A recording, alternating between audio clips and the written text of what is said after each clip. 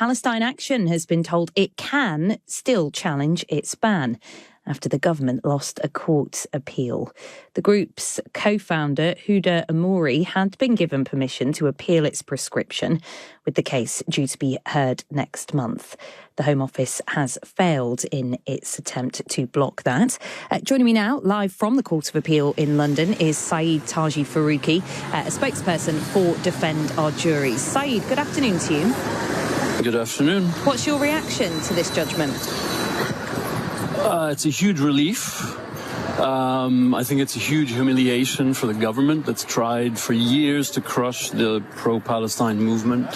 And it's a relief for everyone, not just for the pro-Palestine movement, but for anyone who respects the rule of law in this country, who respects the basic democratic principles and the right to dissent against your government. The courts rightly saw that the government was overstepping its bounds and the judicial review should go on. Of course, this appeal still needs to be heard. So for now, the ban still stands.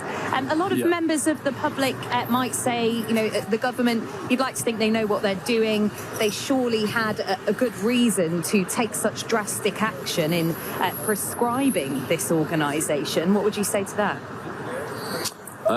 I rarely think the government knows what they're doing, just as a basic principle, and I would advise people be similarly cynical. But the government didn't even follow their own procedures to pass this legislation. The government failed to even take into account the advice from their own counterterrorism advisors and counterterrorism experts.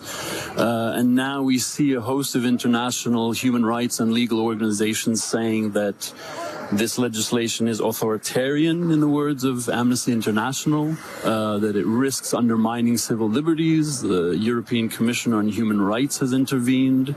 So it's not merely the protesters themselves who are saying that this legislation is wrong. It's international experts who it's their job to protect the basic principles of human rights in this country. And we've seen more than 2,000 arrests since the ban of Palestine Action under the Terrorism Act for supporting the group. I mean, if this appeal is successful, we anticipate that, you know, those convictions that maybe are still going through the court, you know, they could be dropped. Obviously, we're still waiting to hear the outcome of this in the Court of Appeal in the hearing next month. But have Defend Our Juries spoken to any of those people who have been arrested? What are their thoughts? What are your thoughts about that? Yeah, if the judicial review succeeds, it means that the entire process of the prescription was unlawful.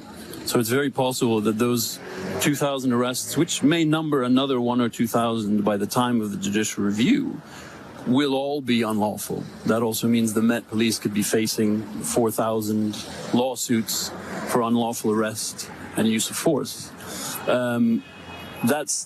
You know, in the perspective of Palestine Action and Defend Our Juries, that's the right course of action to take, because it's an immediate issue that needs to be dealt with now, that can't wait for the 4 or 5 year process of what's called POAC, the Prescribed Organization Committee, that would normally review the prescription of a group like this.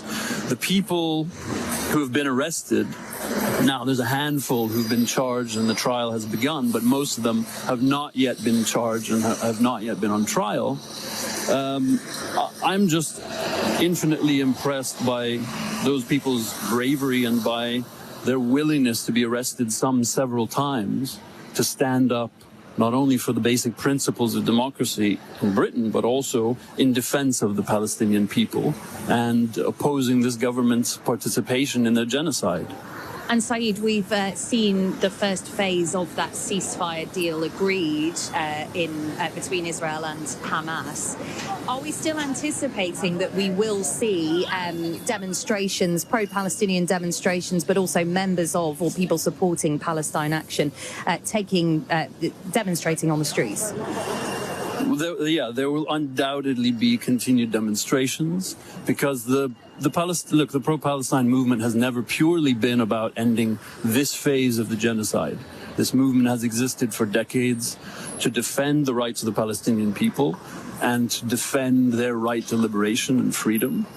So that movement is unquashable. No matter what the government does, And they're trying, and they've tried over several years, to crush the pro-Palestine movement.